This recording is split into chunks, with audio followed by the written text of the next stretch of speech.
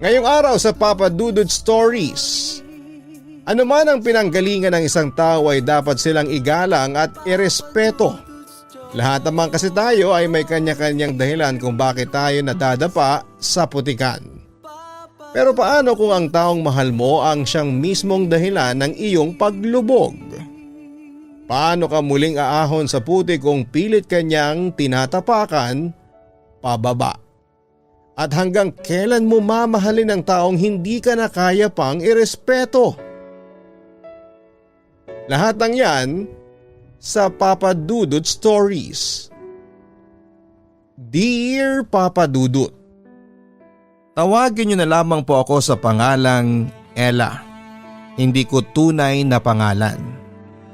24 years old na ako at nagtatrabaho sa isang lugar na maraming iba't ibang kulay na ilaw. Mga kamay na nagpapalakpakan at mga taong karamihan ay naghahanap ng mapaglilipasan ng init ng katawan. Oo, kabilang ako sa mga tinatawag nilang babaeng mababa ang lipad. Yung babaeng nagpapahawak ng masiselang parte ng katawan. Nagbibigay ng panandaliang aliw at nilulunok ang hiya para lamang magkapera at mabuhay. Lumaki ako noon sa isang malaki at magulong pamilya na nagsisiksikan sa isang maliit na bahay, Papa Dudut. 8 kasi kaming magkakapatid. Lasinggera ang nanay ko at sugarol naman ang tatay ko. At dahil halos araw-araw silang nag-aaway sa bahay ay mas pinili ko na lamang din na talagang umalis ng maaga para pumasok sa school at magpa-late ng uwi, kesa marinig ang mga sigawan at murahan nila. Minsan kasi ako nang nahihiya sa mga kapitbahay namin, lalo na kapag sinasaway na sila sa kanilang pag-aaway. Nasa 3rd year high school ako nang makilala at maging kaklase ko si Vic. Isa siyang repeater student na 3 taon ang tanda sa akin. Siya ang unang lumapit sa akin at nakipagkilala. Ayoko pa talaga sa kanya noong una dahil masyado siyang presko at mayabang para sa akin. Pero nakuha niya naman ang kiliti ko dahil sa paglalambing niya.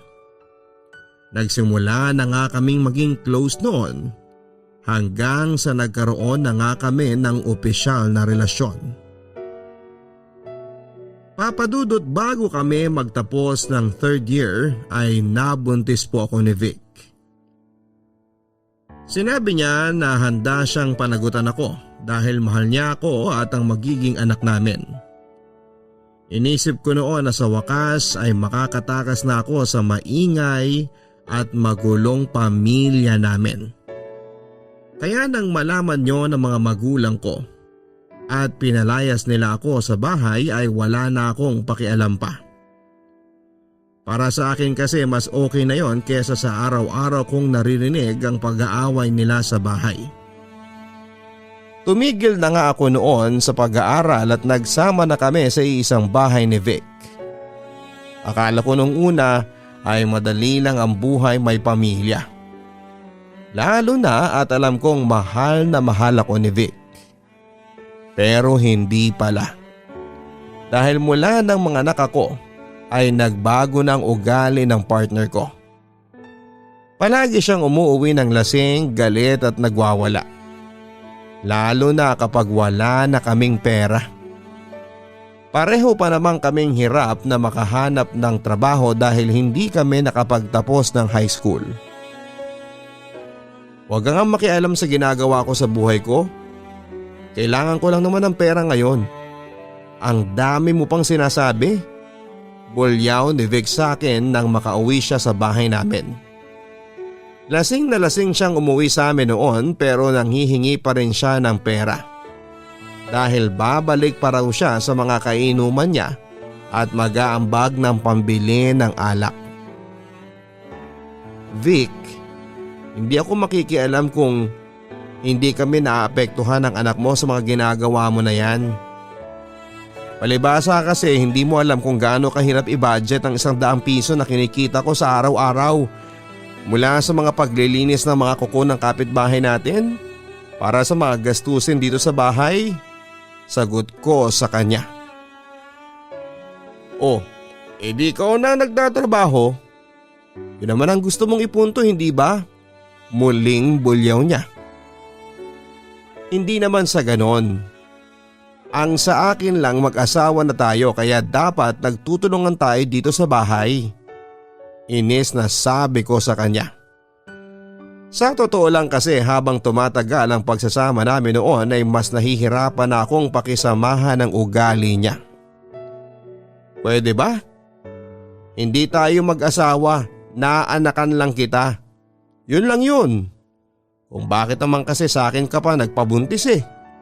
Sigaw niya na nagpapantig ng tenga ko. Nasaktan talaga ako noon pero nagpigil pa rin ako ng galit dahil ayokong magkagulo sa bahay namin. Naanakan lang? So yun lang pala ako sa'yo? Wow ha? Parang ako pa yung sarap na sarap habang ginagawa natin yung batang anak natin. Halos pasigaw ko na ring sagot sa kanya. Tumahimik ka na nga dyan. Wala naman akong mapapala sa'yo. Ang dami mo pang sinasabi. Wika niya bago akmang tatalikuran ako. O ano? Tatalikuran mo na naman ako? Aalis ka na naman ng bahay? Tapos uuwi ka ng lasing para lang manghingi ng pera? Vic, parang hindi ka pa tatay kung kumilos ah. Parang hindi ka lalaki. Hindi ko na napigil ang paglilitanya ko sa kanya. Nakakapagod na kasi ang ganong ginagawa niya sa akin at sa anak namin. Pareho namang kaming bumuo sa naging anak namin. Pero bakit ako lang mag-isa ang nagsusumika para maging maayos ang buhay namin? Sinabi ko nang tumahimik ka na, buwisit ka. Kasunod ng pagbulyaw niya sa akin ay ang malakas na sampal na lumapad sa mukha ko. Aray! Vic, bitawan mo yung buhok ko. Nasasaktan ako. Iyak ko dahil hindi pa nakontento si Vic at marahas na sinabunutan pa ang buhok ko. Ano bang pinagmamalaki mong babae ka? Yang barya na kinikita mo sa paglilinis mo ng kuko? Ang sabi ko naman sa iyo, hindi ba? Sa palengke ka na lang magtrabaho dahil mas malaki ang kikitain mo doon. Tapos ngayon na manghihingi ako ng pera, wala kang maibigay sa akin? Tapos kung ano-ano pa yung sinasabi mo?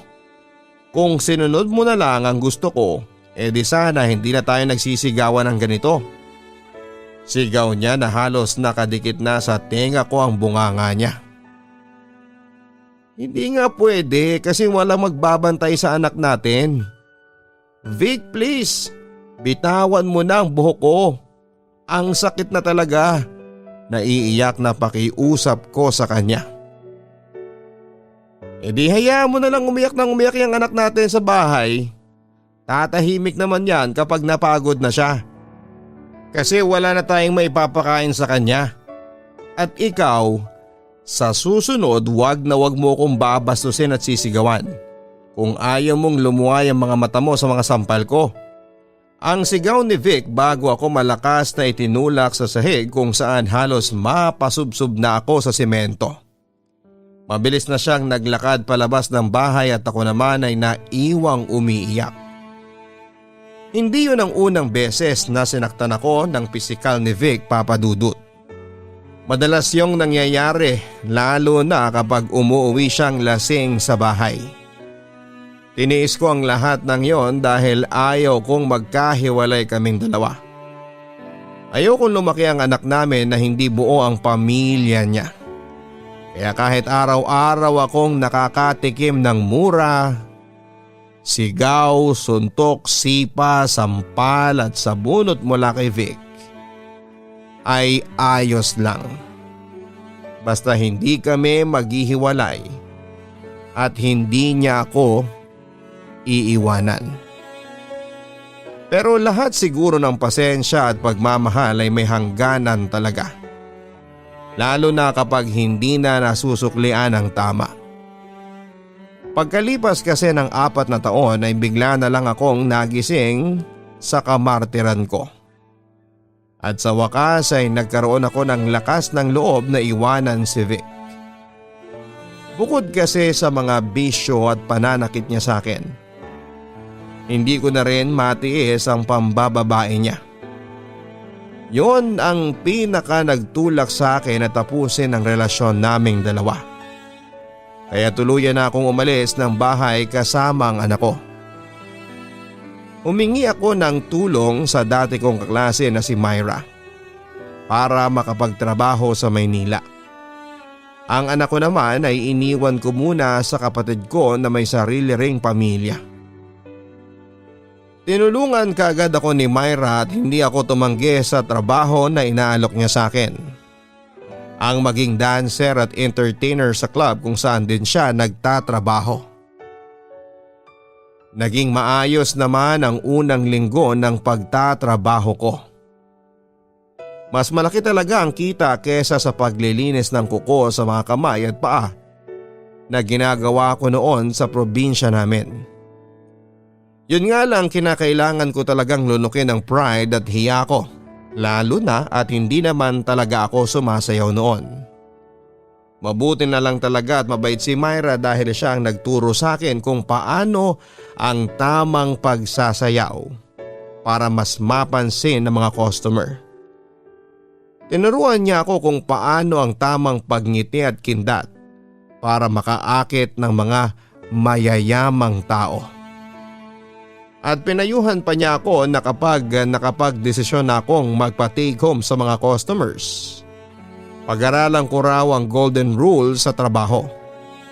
Pumikit at matutong magpigil ng hininga habang hinahalikan ng customer. Kasi karamihan daw sa mga nagte-take home na customer ay mababaho talaga ang bungang at katawan.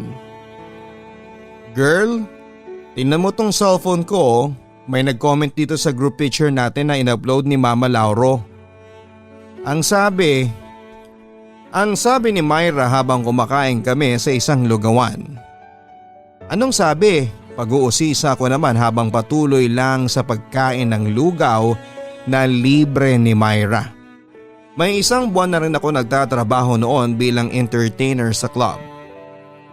Ang ganda raw nung nakapula at ano raw ang name. Baka raw single pa at pwede niyang ligawan pag uwi niya galing sa abroad. Ikaw lang kayang nakapula sa atin, girl. Kinikilig na sagot naman ni Myra.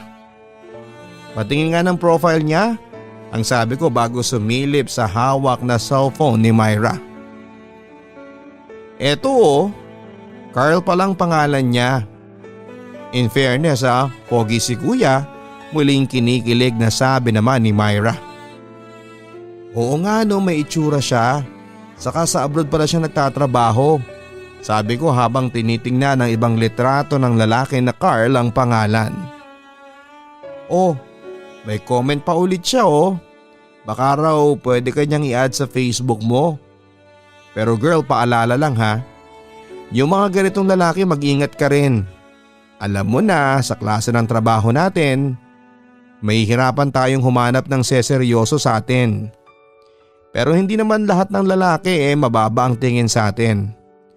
Naniniwala pa rin ako na may ilan na kaya tayong seryosohin at mahalin ng totoo. Basta dapat marunong ka lang kumilatis, ang payo sa akin ni Myra. Papadudot na kuha ko naman ang point sa mga sinasabi ni Myra.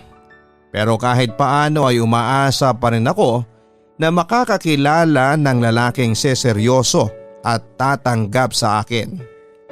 Kahit alam kong suntok sa buwan, wala namang masama ang umasa at mangarap ng happy ending para sa sarili ko. Inad na nga ako ni Carl sa Facebook ng gabi rin na yon at nalaman ko na kaibigan pala niya ang manager sa club na si Mama Lauro. Nagsimula na rin kaming magka-chat at video call. Sinabi niya sa akin na isa siyang OFW. 39 years old, may 5 anak pero hiwalay na sa asawa. Hindi nga nagtagal ay niligawan niya ako sa Facebook. Papadudot magaan kausap si Carl. Naikwento ko na nga rin sa kanya halos lahat ng pinagdaanan ko sa buhay. Tungkol sa mga magulang ko, kapatid, anak at dating boyfriend. Lahat yon ay tanggap niya raw. Pati na ang klase ng trabaho na meron ako sa ngayon. Pakiramdam ko tuloy papadudot ay hindi pa man kami nagkikita ng personal ay nagsisimula na akong magkagusto sa kanya. Lalo na kapag pinaparamdam niya sa akin na seryoso siya sa panliligaw niya. Kahit kasi nasa abroad siya ay nakakatanggap na kaagad ako ng regalo mula sa kanya kagaya ng kwintas, bulaklak, stuffed toys at kung ano-ano pa. At yon ang madalas na dahilan para lalo akong kiligin sa kanya.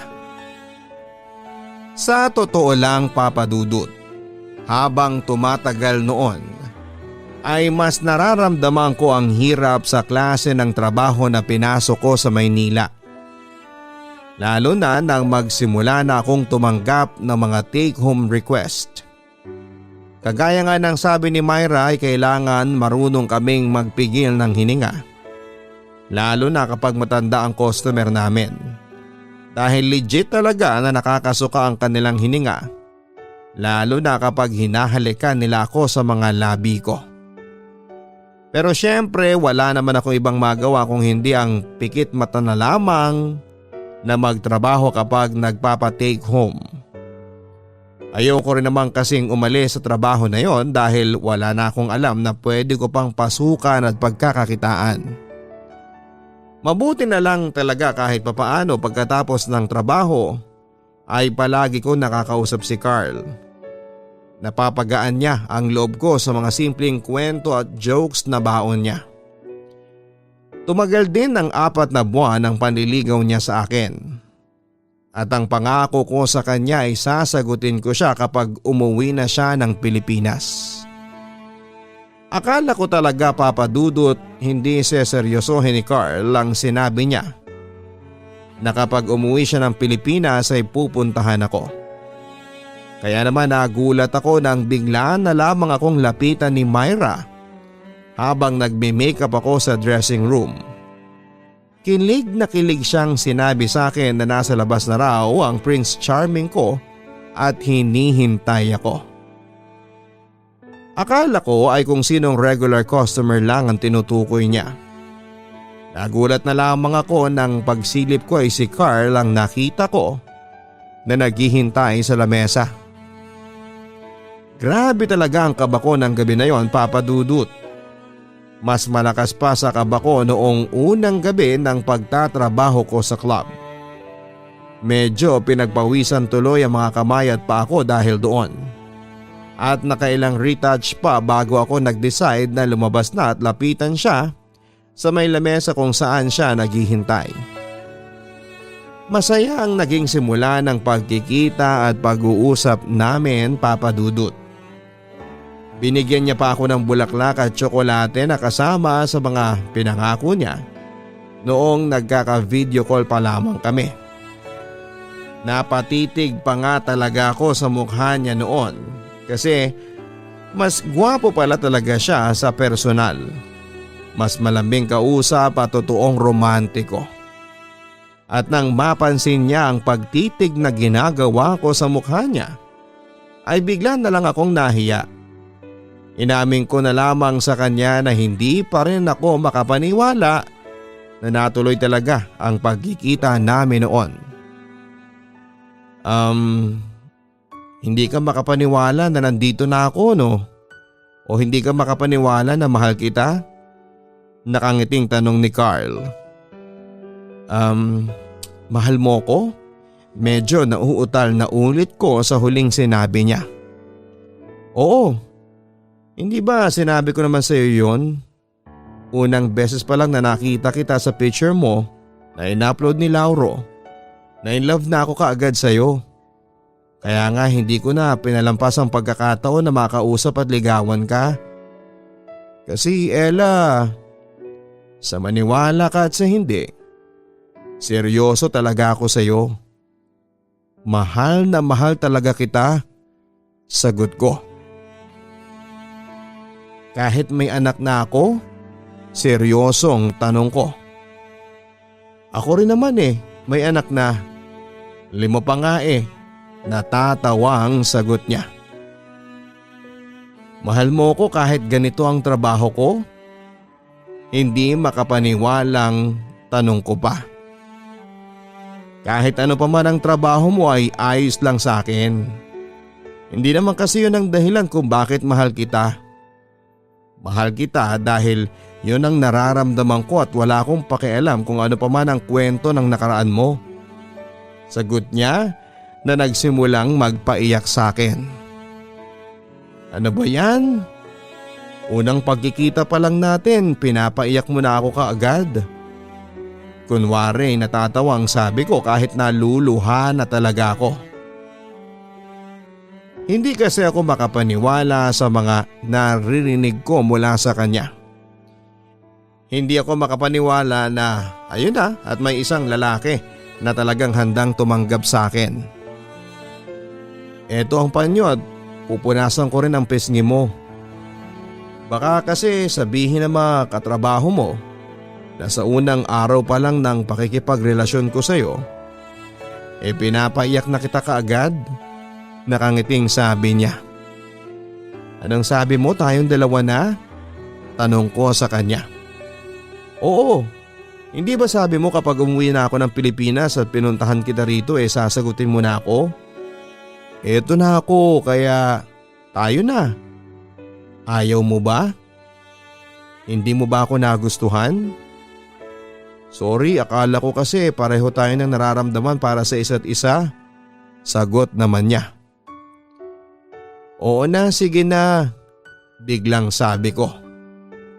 Anong oo na? Nagtataka namang tanong niya. Oo na, sinasagot na kita. Kayang ibig sabihin tayo na. Nakangiting sagot ko bago ko siya hinalikan sa mga labi niya. Papadudot, hindi ko na nga pinatagal pa ang panliligaw ni Carl. Sa unang pagkikita namin ay sinagot ko na siya. Kasi sa totoo lang, magkausap pa labang kami sa chat at video call ay alam ko sa sarili ko na mahal ko na siya. At mas lalo ko siyang minahal nang magsama kami sa iisang bahay. Oo, Papa Dudut. Ibinahay na ako ni Carl. Ang sabi pa niya ay huwag na raw akong magtrabaho sa club. Pero ako nagpumilit na magpatuloy sa pagtatrabaho. Una kasi ay ayoko maging pabigat sa kanya. Pangalawa, may responsibilidad din ako sa anak ko na nasa probinsya. At ayokong ipasalo ang lahat ng yon kay Carl. Kaya naman sa pagpupumilit ko ay hinayaan niya na rin ako na magpatuloy sa pagtatrabaho. Habang siya ay inaayos ang negosyong tindahan na bigas at mga karne ng baboy at manok malapit sa tinitirhan namin. Ayaw na rin daw kasi niyang bumalik pa sa abroad. Ayaw na niyang mapalayo sa akin. Dahil mahal na mahal niya raw ako at syempre ganun din naman ako sa kanya.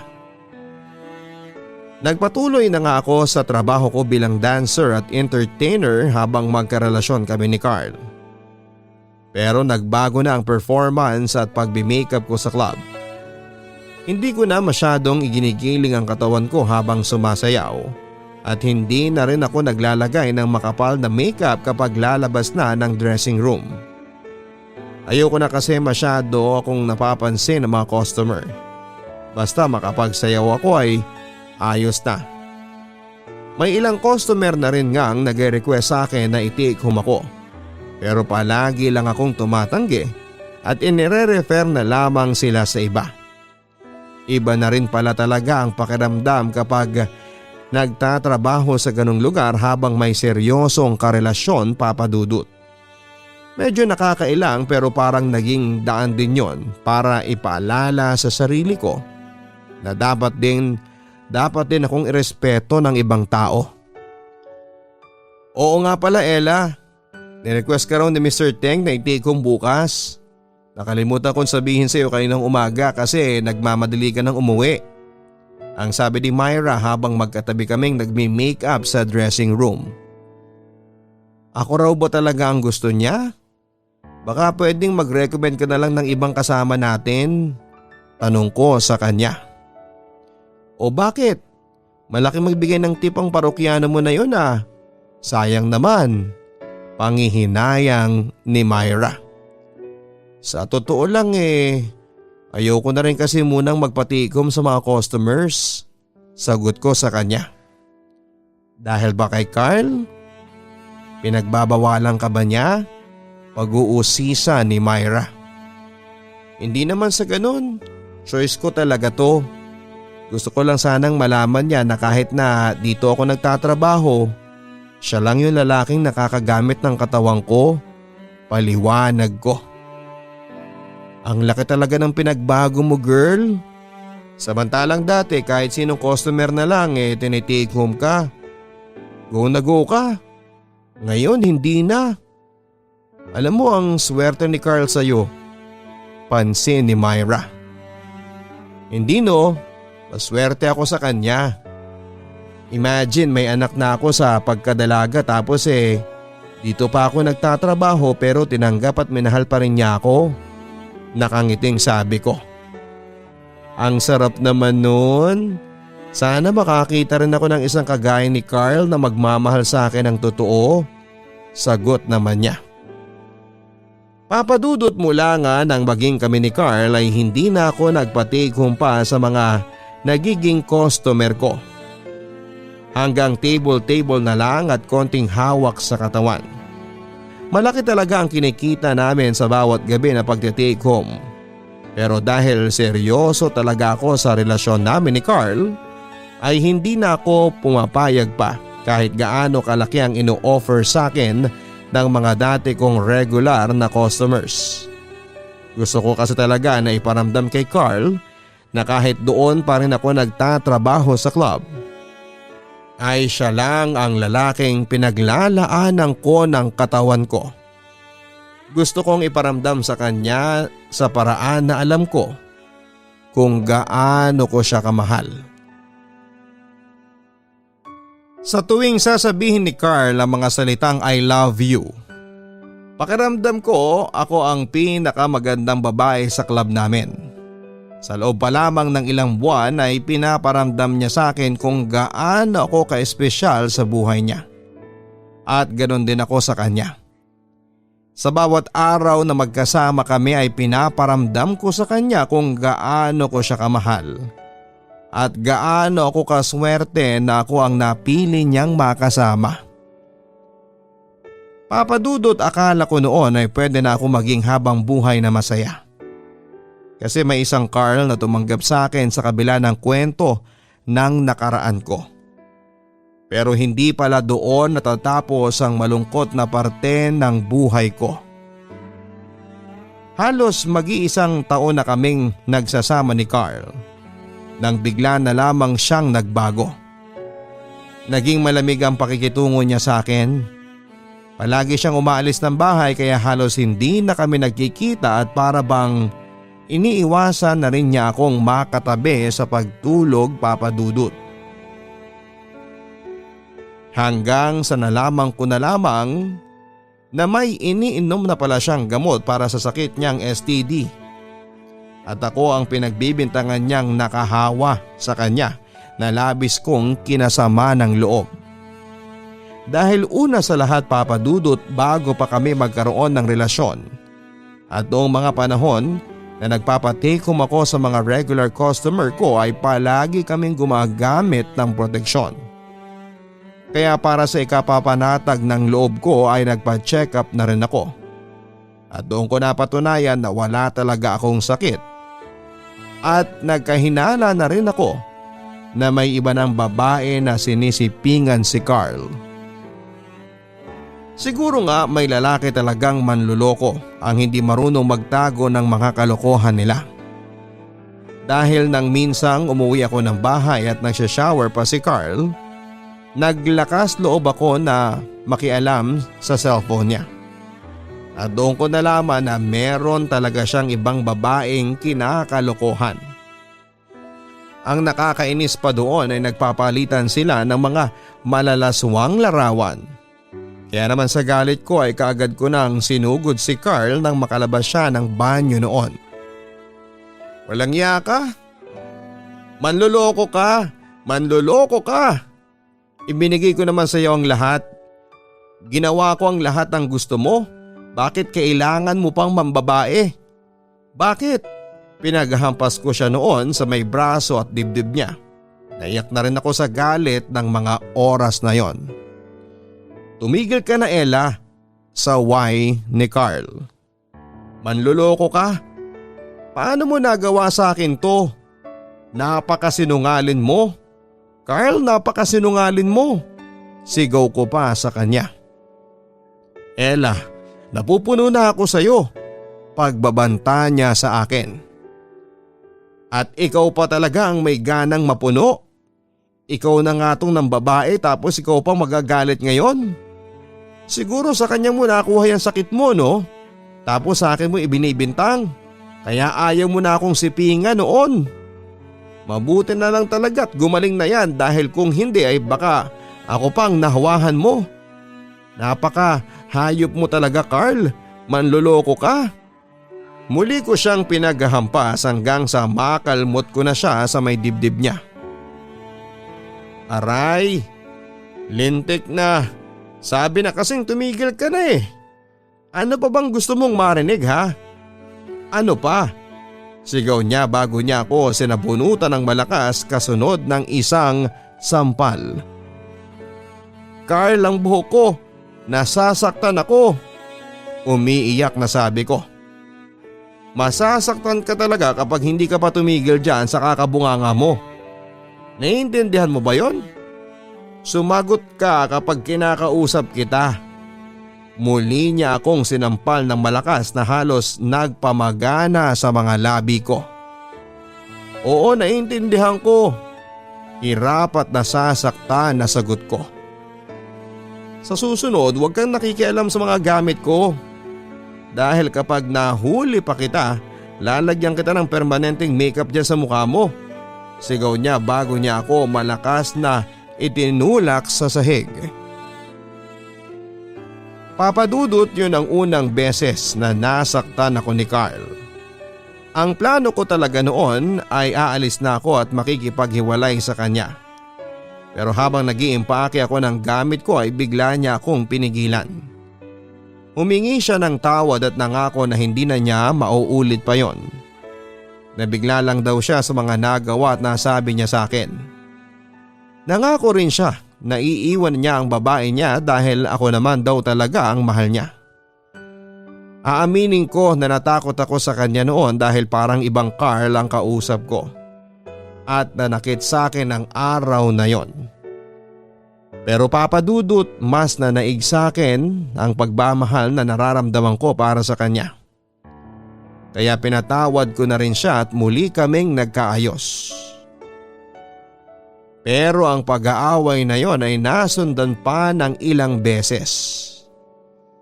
Naging madalas na rin ang pananakit niya sa akin ng pisikal. Ang sabi nga ni Myra ay iwanan ko na raw si Carl pero hindi ko kaya, papadudot, dahil sobrang mahal na mahal ko na siya. Hanggang isang araw habang sabay kaming nag-grocery ni Myra ay nakita namin si Carl kasama ang kanyang dating asawa at 5 anak. Alam ko naman na sinusustentuhan pa rin niya ang mga anak niya. Pero ang sabi ni Carl sa akin noon ay hindi na niya kinakausap ang dati niyang asawa. Nagpapadala na lamang siya ng pera sa bank account nito. Pero nang mga oras na yon ay iba ang nakita ko, papadudot. Nakangiti silang magkasama na para bang isang napakasayang pamilya na nagbabanding. Sobra akong nasaktan noon pero hindi ko na siya sinugod kahit alam kong nakita niya na dumaan ako sa harap nila. Nagmamadali akong umuwi sa apartment at nagsimulang mag-impake na. Sa pagkakataon na yon ay nag-decide na akong iwanan ko na talaga siya. Nasa kalagitnaan na ako ng pag-iimpake ko nang dumating si Carl, Papa Dudut. Doon siya nagsimulang magpaliwanag sa akin na para lang daw sa mga anak nilang dahilan kung bakit sila magkakasama. Pero iba kasi ang nakita ko at iba ang dating sa akin noon. Nakita ko kung gaano sila kasaya na buong pamilya niya. Nakita ko kung gaano kasaya si Carl kasama ang dati niyang asawa at mga anak. Sinubukan akong yakapin ni Carl noon pero kaagad akong nagpumiglas at tinula ko siya. Buo na kasi ang desisyon ko noon at iiwanan ko na siya at makikipaghiwalay na ako sa kanya. Hindi mo na ba ako mahal? Naluluhang tanong niya. Ano bang klaseng tanong yan, Carl? Pigil ang galit at mga luha na balik tanong ko sa kanya. Kaya ba hindi mo masagot ang tanong ko kasi hindi mo na talaga ako mahal? Nakikita ko sa mga mata ni Carl na nasasaktan siya. Pero baka magaling lang talaga siyang umarte kaya mabilis akong nadadala sa mga sinasabi niya. Carl, kung hindi kita mahal, matagal na kitang iniwan. Pero nandito pa rin ako, hindi ba? Nagstay pa rin ako kahit na ilang beses mo na akong nasasaktan. Naiiyak na rin nasagot ko. Pero iiwanan mo rin naman ako eh. Aalis ka rin. Ella, ayaw mo na ba talaga sa akin? Ayaw mo na bang ayusin natin to? Tanong niya na basa na ng luha ang mga pisngi niya. Hindi mo kasi maintindihan, Carl. Masyado na akong nasasaktan. Gusto ko pa sanang isumbat sa kanya ang pananakit niyang pisikal sa akin pero hindi ko na tinuloy pa. Bakit ako? Hindi ba ako nasasaktan sa ginagawa mo ngayon? Na kung hindi pa kita naabutan dito sa apartment, uuwi pala ako nang wala ka na? Iyak na sabi ni Carl. Kasi alam ko naman na hindi na akong kailangan mo. Carl, kung mahal mo pa ang asawa mo, tatanggapin ko naman yun. Tatanggapin ko kahit masakit. Ang sabi ko. Pero ikaw nga ang mahal ko, Ella. Maniwala ka naman sa akin oh. Ayokong mawala ka sa akin. Mahigpit niya akong niyaka pagkatapos niyang sabihin yon. Ayoko rin namang mawala ka pero para kasing hindi na tama, sagot ko. Hindi na ako muli pang kumawala mula sa pagkakayakap niya dahil nadadala na ako ng mga sinasabi niya noon. Ano bang hindi tama? Iniwanan ko naman ang pamilya ko para sa iyo, hindi ba? Kaya kung ano man ang nakita mo kanina, wala yun. Dahil ikaw talaga ang mahal ko, Ella. Ikaw lang. Please naman ayusin natin to. Ayokong mawala ka sa buhay ko. Mahal kita, mahal na mahal.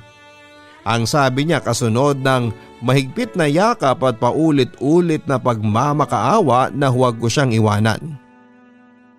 At kagaya nga po ng dati ay hindi ko naman natiis si Carl, Papa Dudut. Pinatawad ko siya at muli kaming nagkaayos. Hindi ko rin kasi matiis na nakikita siyang umiiyak sa harapan ko at halos nagmamakaawa na huwag akong umalis. At tuluyan na nga rin akong naniwala sa mga sinabi niya na ako talaga ang mahal niya. At kinailangan niya lang daw talagang pakisamahan ng dati niyang asawa dahil sa pakiusap ng mga anak nila. Pero parang iba kasi yon sa nakita ko ng araw na yon, Papa Dudut. Dahil yung mga ngiti na nakita ko sa labi ni Carl ay parang totoo at hindi nagpapanggap lamang. Ramdam ko na totoong masaya siya kasama ang pamilya niya. Pakiramdam ko tuloy noon ay pangalawa na lamang ako sa puso ni Carl. Papa Dudut, alam kong katangahan na nga ang ginagawa ko pero mahal ko talaga si Carl. Sinubukan ko mang makipaghiwalay noon sa kanya. Alam ko sa sarili ko na hindi ko nakakayanin pang mabuhay kapag nawala siya sa akin. May isang beses pa noon na pinakialamanan ko ang cellphone niya habang natutulog siya. At nakita ko ang palitan nila ng message ng dati niyang asawa. Humingi siya ng tawad dito at gusto na raw niyang makipagbalikan. Ang sagot ng dating asawa niya ay pag-iisipan niya ang lahat. Hindi ko na yon sinabi pa kay Carl.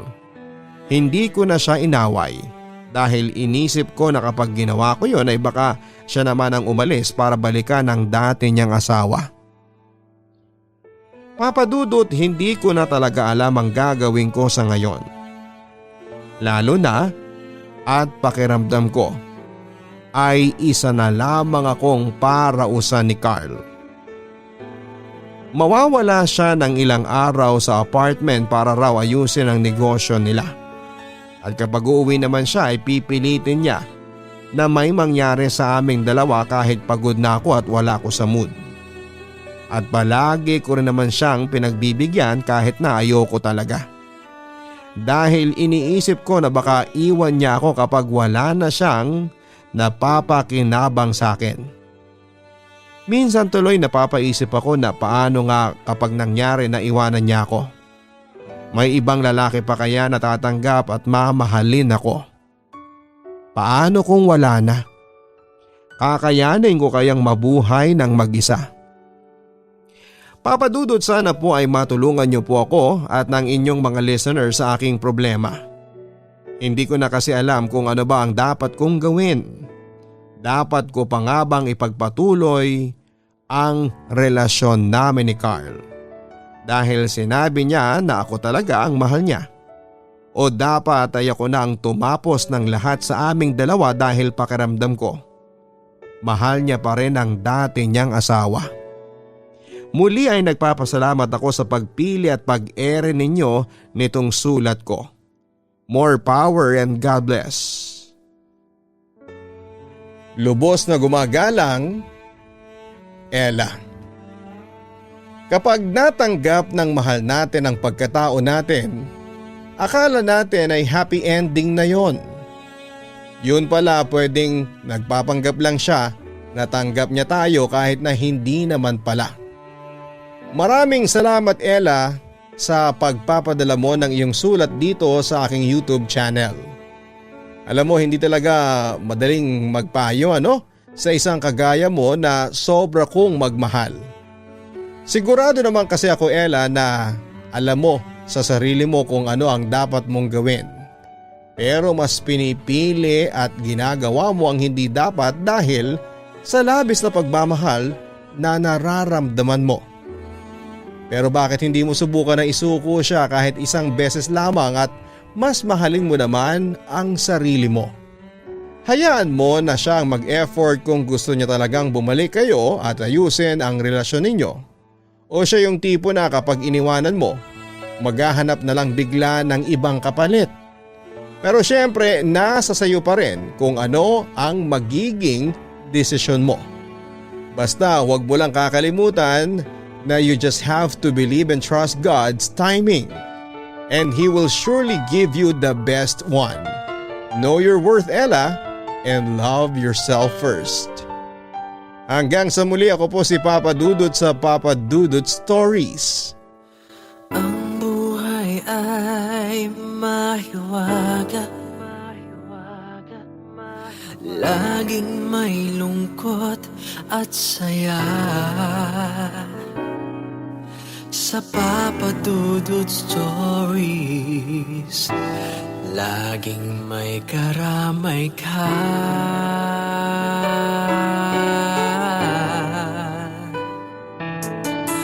Mga problemang kaibigan, dito ay pakikinggan ka. Sa Papa Dudut Stories, kami ay iyong kasama.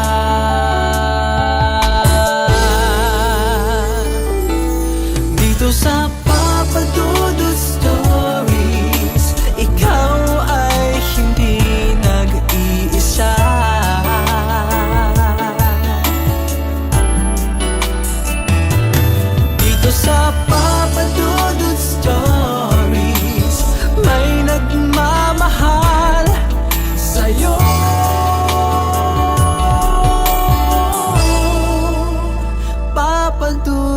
Stories. Papa Dudut Stories.